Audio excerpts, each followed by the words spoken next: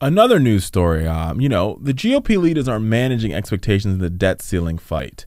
And this is a story that came from the Huffington Post. But it's something that's so important as we get ready to go to what I call fiscal March Madness or Congressional March Madness, where the debt limit, the debt ceiling, we reach a debt limit.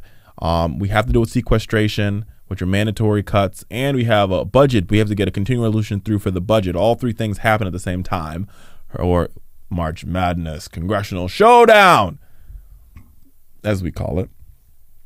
Republicans are starting to sort of, tip on their heels a little bit. Paul Ryan said that the GOP are managing expectations in the debt ceiling fight, which means the GOP is saying, hey, guys, we're on the wrong side of history here. We're on the wrong side of, we're on the wrong side. We're against the American people when it comes to this issue. We can't shut down the government for cuts.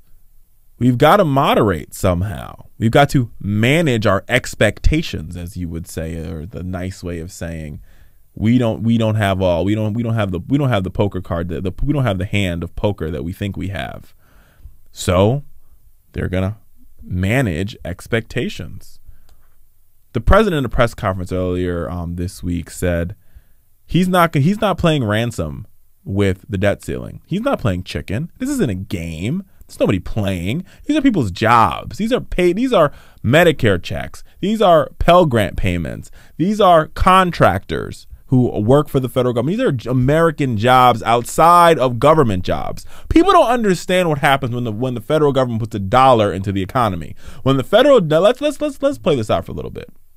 Why the GOP is managing expectations, because they get this. When the USDA gives out a grant of $1 to Farmer A, right? Farmer A produces a product. That product is then sold at the market. The market has to hire somebody to sell said product. The person that buys said product, it goes on and on and on. And when you pay the person at the market who sells said product, he uses that money to pay his rent. That pays said landlord. That landlord pays said property manager. That property manager goes and buys groceries with said monies.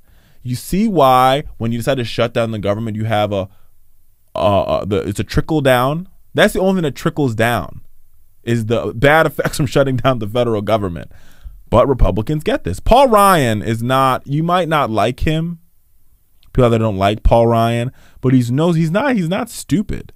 And the polls and the tea leaves are pretty clear. And what they say is that we cannot shut down the government in order for us to get our way. We are going to have to come to the table, and we're going to have to be willing to pass this debt ceiling, maybe a short-term extension.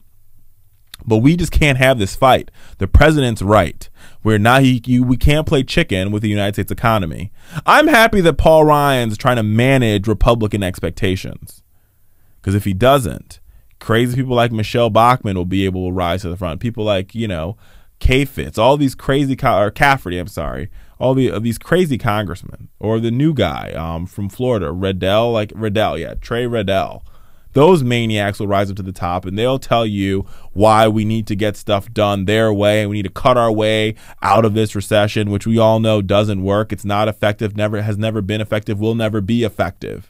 So yes, GOP, yes, Paul Ryan, manage expectations. Tell your caucus they cannot shut down the government in order for them to get their way. It doesn't work. It won't work. It's futile. It doesn't make any sense. Stop while you're ahead. Don't pass go. Don't collect $200. Over. Game over. Over, over, over. Presidents won. Republicans, take your medicine.